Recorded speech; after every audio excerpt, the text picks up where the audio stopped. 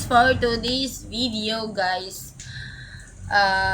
magluluto tayo ngayon guys ng cheese stick naman guys, para maiba. Ang ating cheese stick guys, lulutuin na natin siya guys. Guys, ng cheese para sa ating cheese stick guys. May naluto na tayong cheese stick guys, and ipapakita ko na po sa inyo guys. Nakakatakam naman to guys.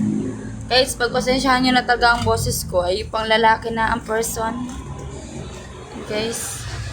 Yung iba guys ay hindi pa naluto, ayan. Gawin pa tayong ano guys, siomai fried guys, fried siomai. Nilagay ko na siya guys sa ating lagayan guys na may cheese guys. Lagyan na natin siya guys. Saka natin siya i-shake, shake, shake guys. Shake, shake natin guys. Para yung cheese niya guys maghalo.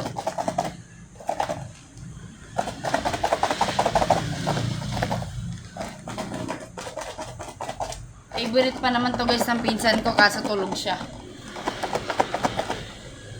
Guys, nagawa ng ating cheese stick guys. Ating cheese stick.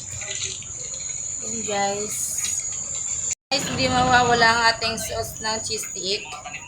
Tayo guys ng break time ng mga nagtatrabaho dito guys. Ayan. So, magluluto pa ako ng fried na siomai guys. Ito siya. Guys, ang lulutuin nating fried. Ayan, malinis yung kamay ko guys ha. Nagugas ako guys. Ayan, so pipirituhin na natin siya. Takot yung person sa mantika guys.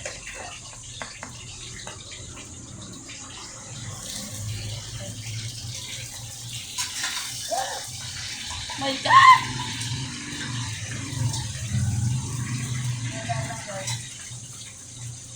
Layo natin sa kawali.